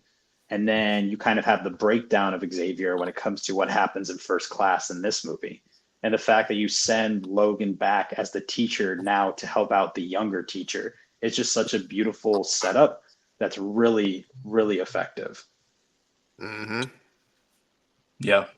Yeah, and I mean, I like this. This movie feels really balanced. Like, I feel like a lot of times, these movies sometimes lean really heavily on Wolverine, and like, I think there's too much focus on Wolverine, really, in a lot of the X-Men movies since 2000. But it's just like he's such an iconic character, and they really knocked it out of the park, obviously with Jackman, and everyone loves him. But like, the X-Men have so many great characters, and there's so many characters that like, we haven't even seen yet. It's just like there's so much more to the X-Men than just Wolverine. So, and that's part of why I feel like I was a little not for like going back to Deadpool and Wolverine. I was just like, you guys have so much other shit to do.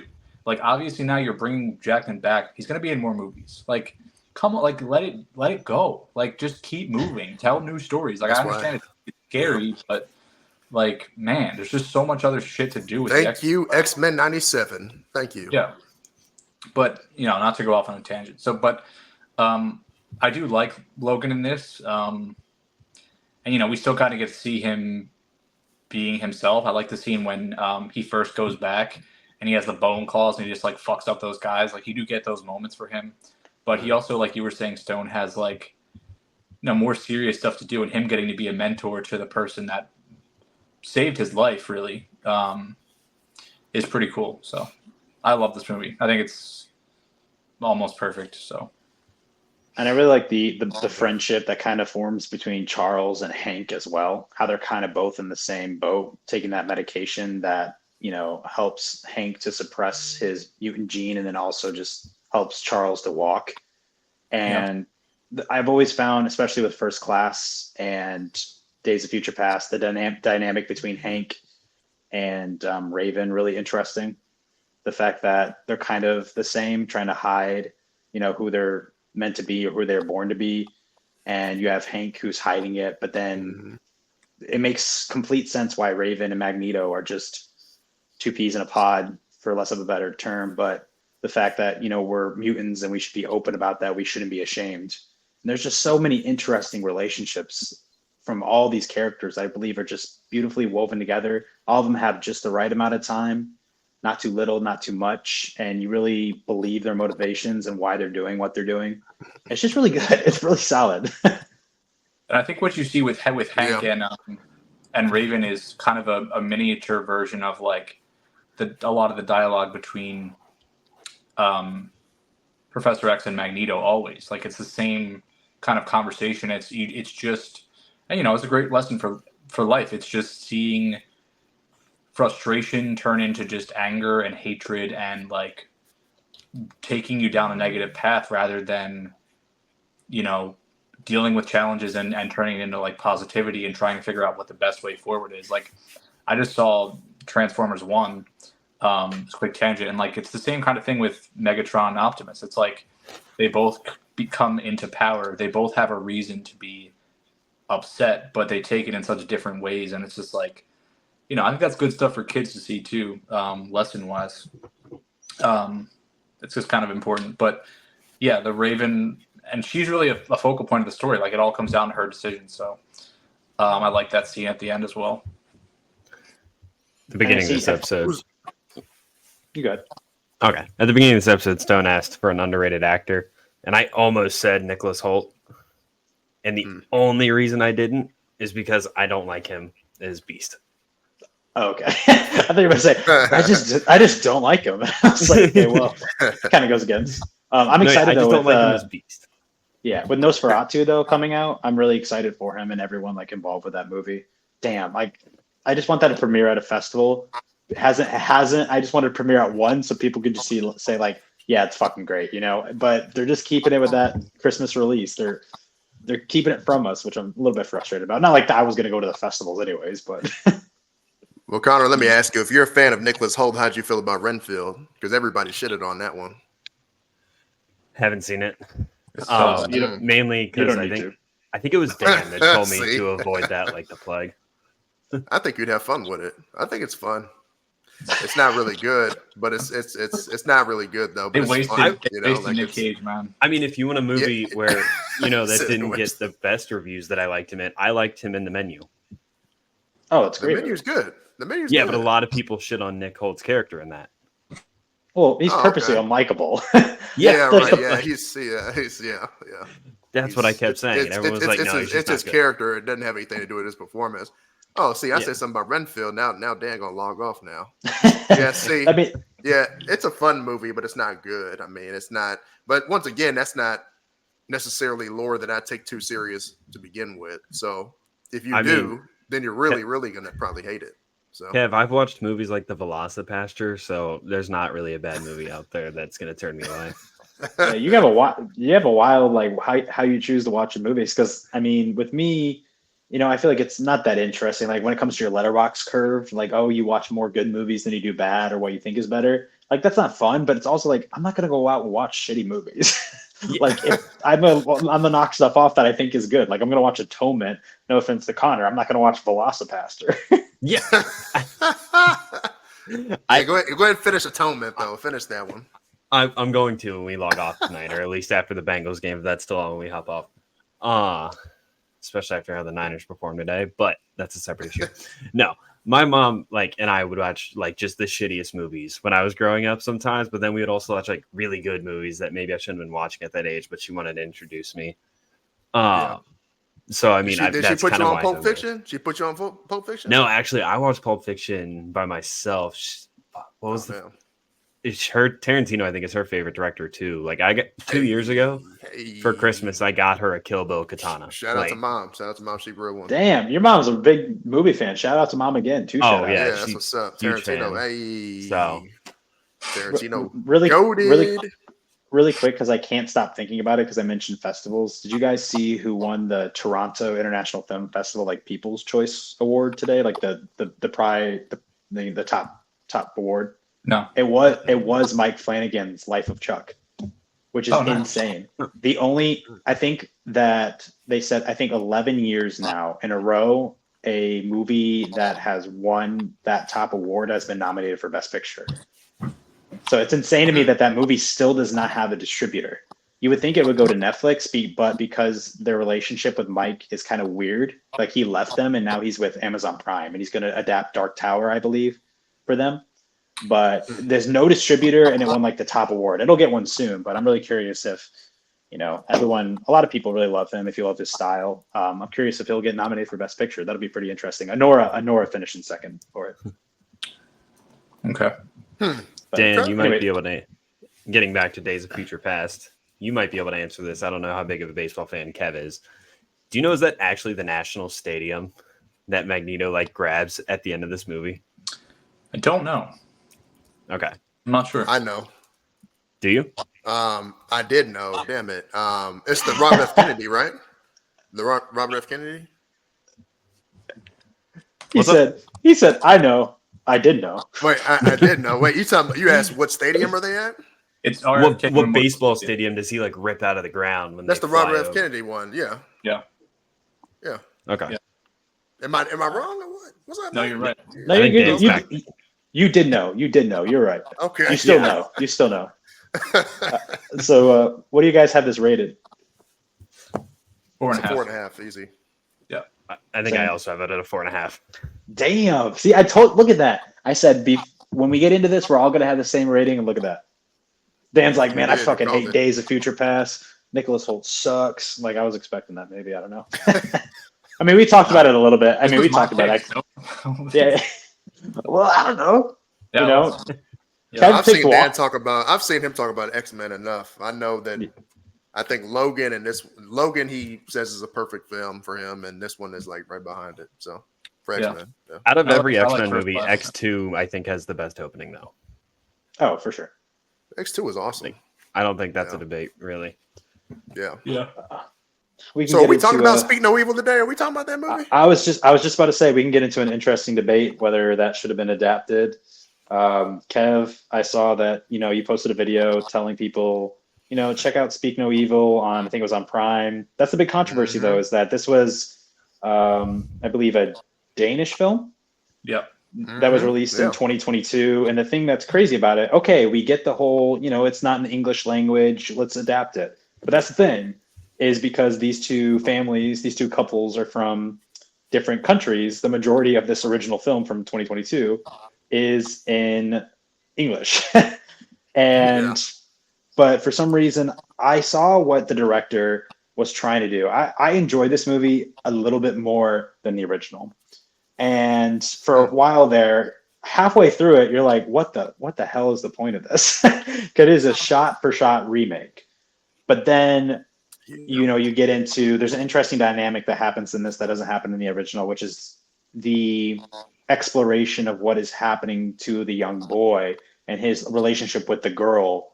And it totally makes sense. I feel like James Watkins, the director and writer, and I put this in my review, just watched what was happening in the OG and basically said, I think this would happen and that would happen too. And that could be an interesting story. Let me tell that instead. And I think the thing that, even though both of them are in English, I think this is a lot more accessible to American audiences. The original is so bleak and so dark the way it ends, and I like it. I really like how beautiful it looks, and the score is really nice. But with this one, it's more, I would fit it into a thriller rather than horror. Like, it's a kind of, not a slasher, but, at the end we get a raging James McAvoy, and they're just trying to survive, which is entertaining. I wouldn't call the original entertaining, I would call it, I don't know, cinematically something impressive to marvel at, in my opinion. Like I said, one thing holding me back with this new Speak No Evil is the fact that I just don't think it looks very good. It looks kind of like a Blumhouse movie. I don't know what that means, but I don't think the cinematography is that great. But then one other big gripe I had, and I'll stop with this, is the fact that, like I said, there is a big change with the relationship between the two young children. But I feel like when you exclude that, like the original did, it makes the plot twist of what is happening way more impactful.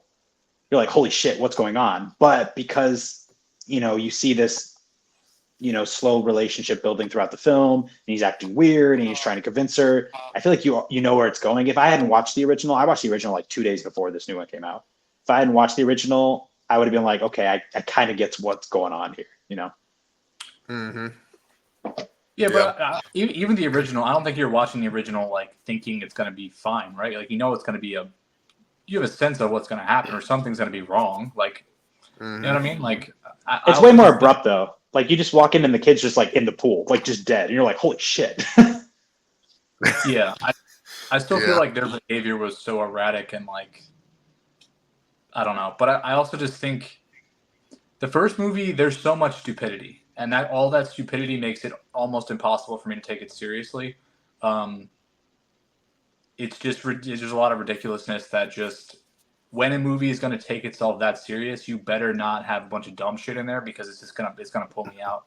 But like, the fact that kid doesn't even try really at all to do anything to let them know. And that's just, that is a flaw in the movie, in my opinion. And I think the second movie addresses that, where you feel like there's a genuine sense of nervousness from the kid, where he doesn't want to just be super upfront and in the open with it because of how insane McAvoy is, but he is trying. And I think developing the dynamic between the kids like worked for the story.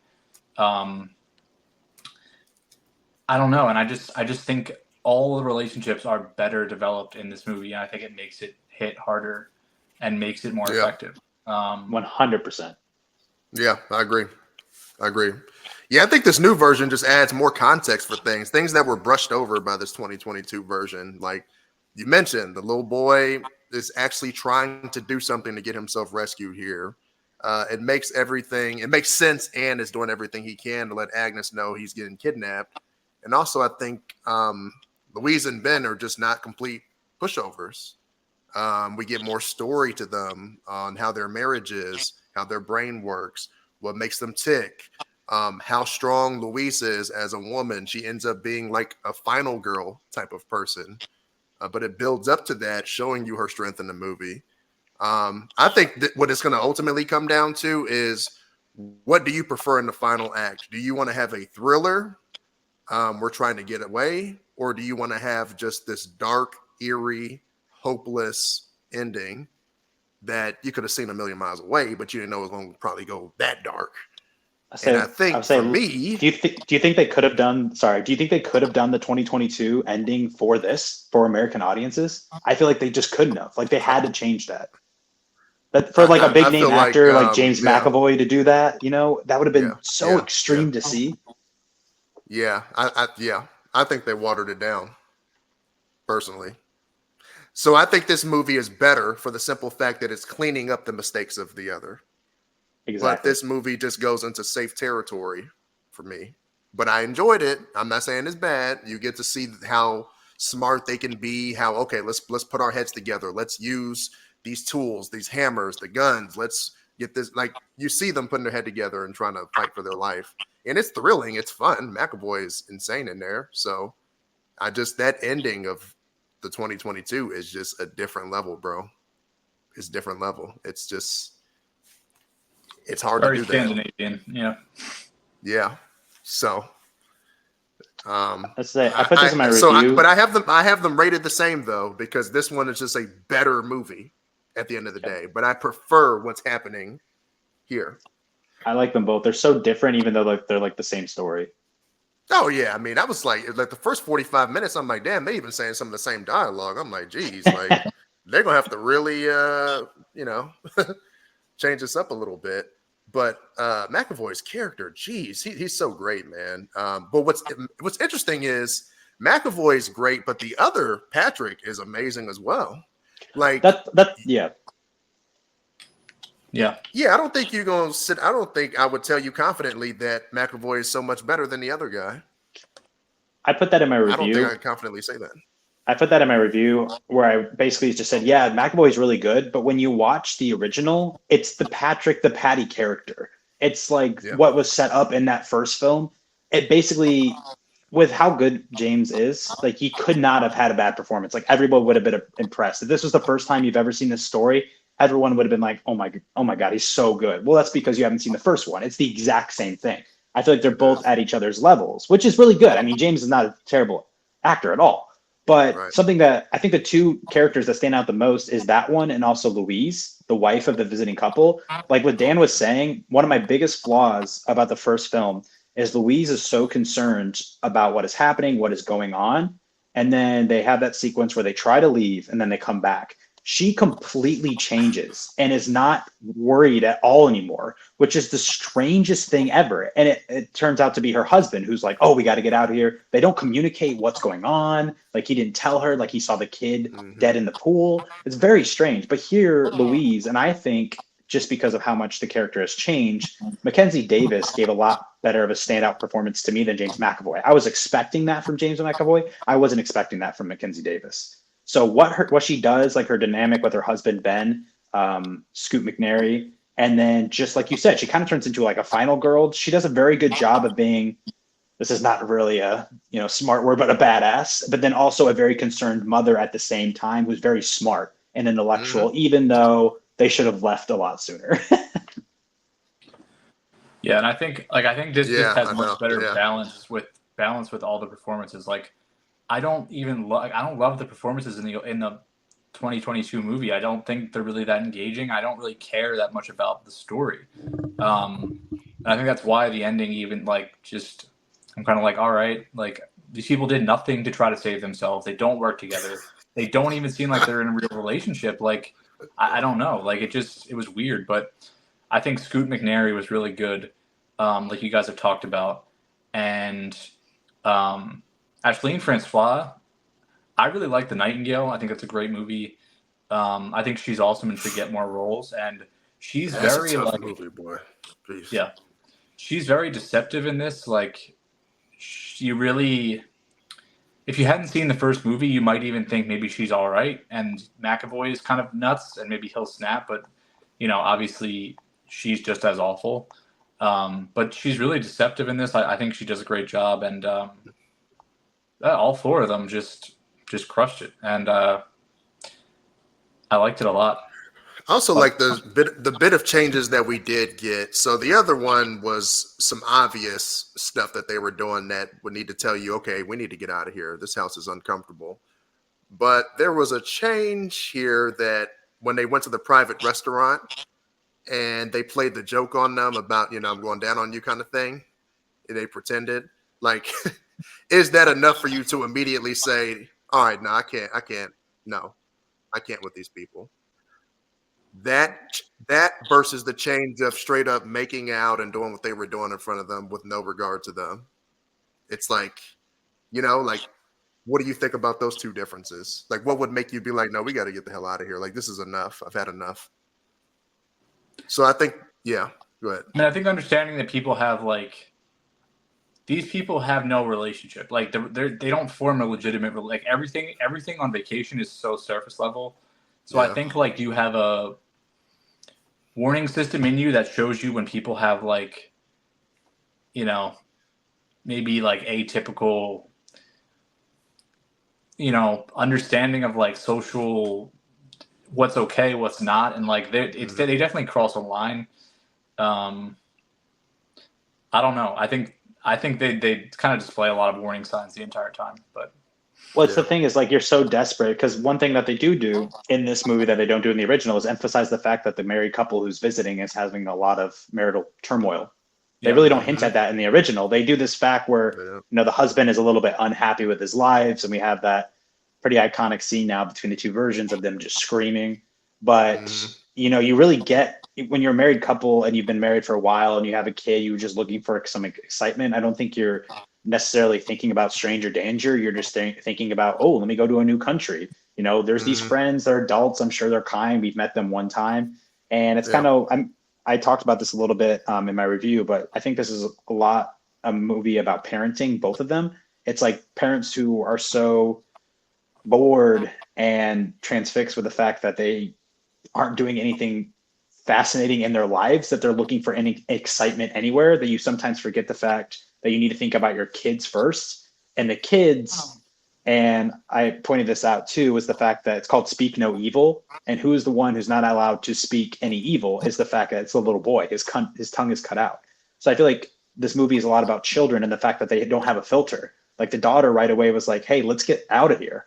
And the parents are the ones convincing her, like, no, you don't understand. This is not how adults work. Like, it's okay. We can, meet in the middle when it comes to our differences. We just have different parenting styles. But I think I think both families in a very drastically different way are putting themselves before children. I honestly think that James McAvoy is concerned with trying to be a good father somewhat. You do see that he's like embracing the son a little bit, but I think just because he lives out in this wilderness and then he's a bona fide terrible person, he just can't get it right. And so his reaction to that is, I'll just get a new kid. But it's just terrible parenting on both different sides of the coin there, which I think is super fascinating. Yeah. I'm going to piggyback on what you, that's good. That's a good breakdown. Yeah, go ahead. No, I think just on top of that, go ahead, Dan. In terms of, the movie I think really focuses on, especially the original, like the social, like niceties of it and how people don't want to be rude and they don't want to like step on each other's toes. And especially like, dealing with like a Danish couple and a Dutch couple, like it's a lot of like politeness and just overdoing that. And it shows you how if you just try to be too polite and try to not say the wrong thing all the time and just don't stand up for yourself, like you can get walked over. And obviously it takes that in a very dark direction, but like I think that's awesome. Like understanding you don't always have to just do what you think you're supposed to do. It's okay to like voice when something is wrong, voice when someone is being passive aggressive, and like just saying that is a lot better. And it all starts really with the food, right? Like he knows she's a vegetarian and he gives her the whatever it is. It's like duck in one and something else in the other. But it's like that is just, and the husband standing there and watching that is not acceptable. Like that never should happen. But he's just so afraid to like. It happens pretty often though. He's scared to say something. Yeah. Yeah. And you just can't do that. So. Just like when he tells his daughter, all right, get up, just do the dance one more time. Yeah, do the. Y'all can see that this is abuse. Y'all see what's going on. Like, come on, don't. Yeah, I put in my review. It's funny that you mentioned that. I put in my review. My first thing is like, I'm very lucky that the only dance I know is Cotton Eye Joe. It's the only one I know. So I would have been good. Mr. McAvoy would have been really pleased with me there. I was going to say something, kind of piggyback what you were on, Stone. You were talking about both of them are in the wrong. And then also you talked about James McAvoy. So what's interesting with him is I feel like his performance is it's subtle at the same time. It's dark, it's subtle, but there's layers to this Patty character. And because he has a certain warmth, he has charisma, sensitivity to anything that he views as disrespectful with them, like trying to leave and stuff like that. He shows this deep love for his wife, and it's convincing. And the way that he has this relationship with his son Ant, whether it's right or wrong on the way he does things, it legit looks like he's just a tough Scottish father. But you could just tell there's things wrong through subtext because he's not operating at a normal level. Like if you're just paying attention to people, especially if you're living with or staying with them, you can tell like, no, something's a little off here. But I think what this movie works for over some of these other thrillers that come out of more recently is this is not really glamorizing this character in any kind of way like some of these other thrillers do. I think they're aware enough to show you that there are terrible men who emphasize love for their families, but at the same time, these same men who are emphasizing love for their families are still bad people in society. I feel like it's kind of hitting on that too. So I think I thought that was interesting. That's good. I think you nailed it. Yeah. What did you guys have this rated at? I feel like we're all the same on this too. I know what Dan rated at. Kevin, what you got at? I mean, I got it at 3.5. I have it as the same as the other one. Like I said, it's the superior version, but I think if somebody had never seen either or, like if they never saw either one of these, I would say, yeah, this is the one I'm going to put you on because I want to see your reaction to the ending. I want to see your frustration of these characters. Because I'm frustrated. I'm talking to the screen. I'm like, y'all are stupid. What's wrong with you? Why would you know? But it's like, I want to see that. And it's something to that. It's something that's special with that movie. And even though Dan is like, everybody here is a dumbass. Like, this is automatic. Y'all stupid. Like, you died. All right.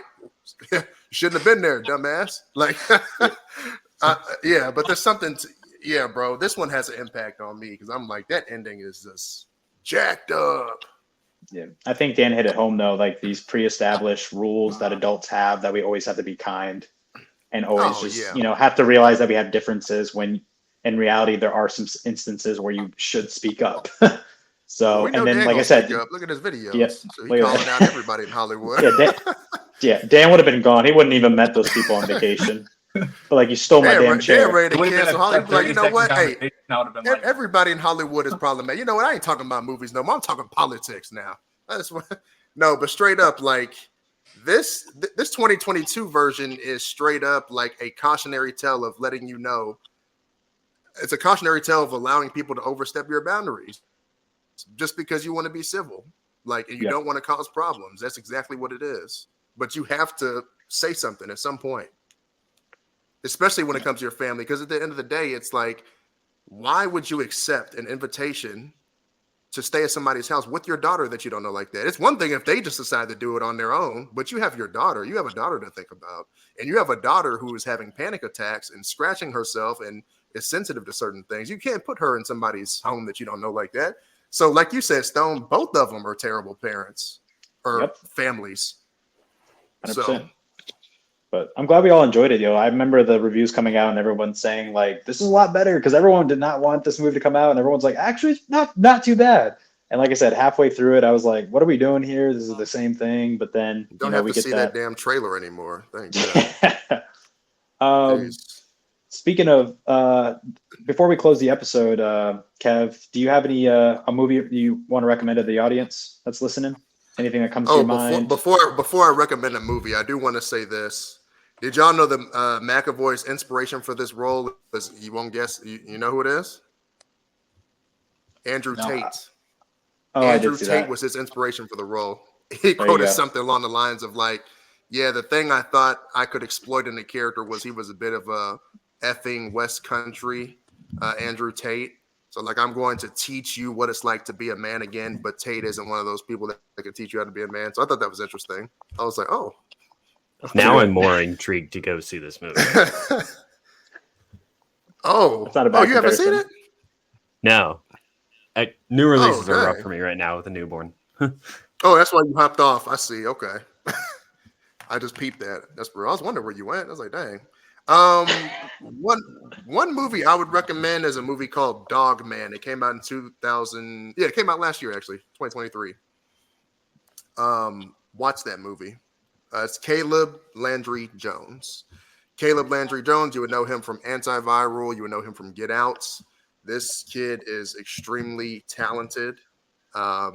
He's good at these weird roles. But basically, it's about a guy who has been through a lot of trauma growing up, and you see like how his dad treats him, how his family treats him, and ultimately he ends up gaining his salvation through dogs and controlling them and seeking out vengeance and helping people, things like that. And it's, if you're a dog lover, if you like things that are gritty, if you're looking for like a gritty crime drama, and you have any respect for this actor at all, Caleb Landry Jones, I think he's next up in Hollywood. I don't know exactly what it's going to take for him to get the respect that he needs, but he's going to have to be in something. Because I thought Get Out would do it, but I don't think that's even. I still don't. Y'all know who I'm talking about, Caleb Landry Jones, right? Did y'all look him up? Yeah. Yeah, I feel like he needs something else to get him there. Because even Dog Man is one of those that's not being talked about. That's how I feel about Paul Walter Hauser. Yeah. He's Yeah, getting there starting to slowly fall. too. Yep. Him in Blackbird is one of the most like unbelievable performances I've ever seen. Yeah. But yeah, you watch Dog Man, you're gonna be like, oh dang, this is gritty. Like, Okay. it's legit, man. I might watch that tonight at work. Yeah, and I will say, like, it's not gonna be 100% realistic in the way that things happen with the dogs, but it's really cool because the director actually trained all the dogs himself. Oh shit. And so when you see how the dogs are, the choreography of the dogs, you'll be like, dang, the fact that the director got that many dogs to do that and was trained, that's awesome. So respect. It's like Tim Burton with squirrels. Tim Burton. Caleb Landry Jones was in he was in 3 Billboards as well. Okay. Yeah. And next year, really quick, next year he's doing a movie with another Dracula movie.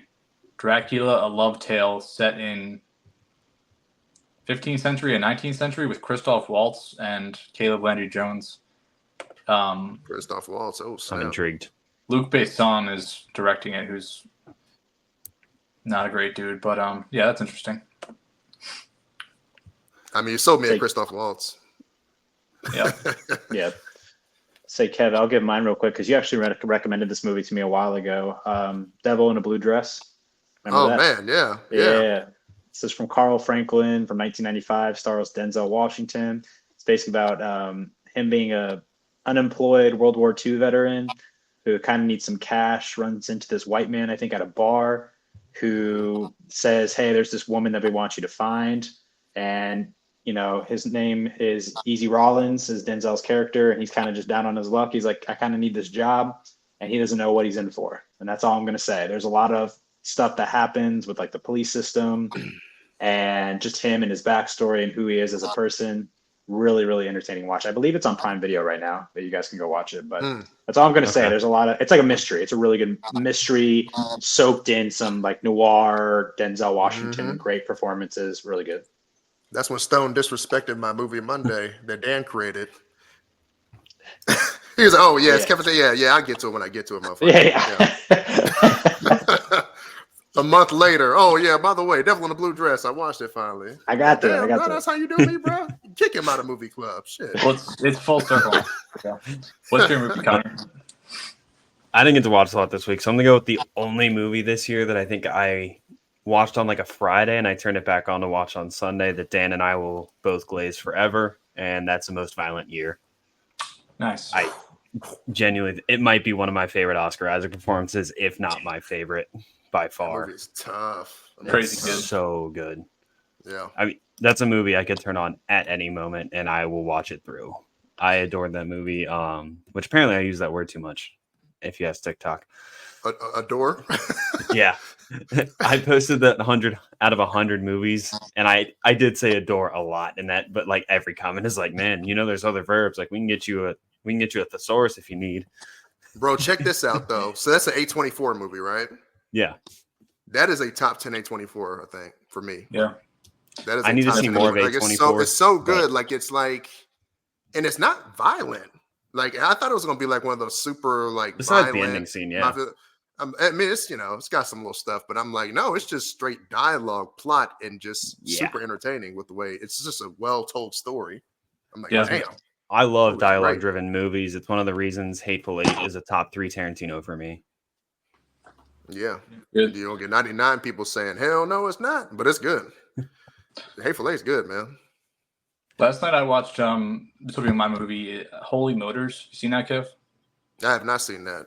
What is that? It's movie? I haven't even heard of it. Holy Motors. It's on Tubi right now and also Plex, but it's a French movie, and basically it follows kind of like Hitman a little bit in theory. Basically, you follow 24 hours of this guy who rides around in a limousine. He puts on all different disguises, and each disguise is for a different hit. He's an assassin. It's really bizarre, really out there.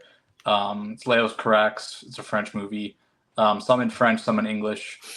But if you want to watch something really out there, really experimental, like strange, also very funny, but in a really dark way, it's good. Looking low budget, my guy. Looking low budget right here. Are you plugging in one of the homies movies? This one of the homies movies? Oh no, it's not. This is okay, like pretty well known. It looks great.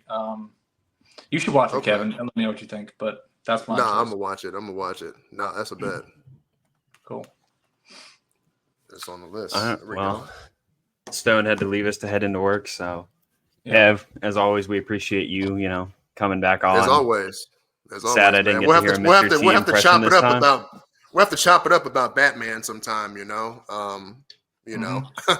to chop it up, That would be fun. I mean, y'all need to put some respect on the greatest, that's year one. Oh, matter of fact, I got this Mask of the Phantasm 4K just came in. So y'all put some respect, man. Y'all put some respect on Batman 89, put some respect on Batman Returns. Schumacher, Thanks. Say what you want to about it. Dan and I both love 89. We'll talk about it. Yeah. That's my favorite Burton movie. So y'all put some respect on Batman now. Dark Knights. Let's see. 5 out of 5? Yes. Agree to disagree there. I respect your opinion, Kev. Kev, before we hop off. I'll keep Dark Knight Rises at a 4, though. I'll keep it at 4. Again, I respect your opinion. Kev, before we hop off, tell the people where they can find you. Oh, yeah, you can find me on Instagram, TikTok, now starting to do YouTube at The Real For Real, REEL4REAL. Our podcast is Apple, Spotify. Check us out. Been doing this for, a good couple of years now. So, would appreciate the sub. And for any of our listeners, if you go under our page on Spotify, there's a place where we recommend other podcasts, and we only get the option of 2. And The Real For Real has been on there since his first appearance when we did the Creed franchise. Hey, deservedly so. Yeah, so well worth your listen. That was awesome. All right, well, I'll try and do my best Stone impersonation here, but thanks everyone for listening in. And remember, go outside, touch some grass, and sit on a park bench. We'll see you next week.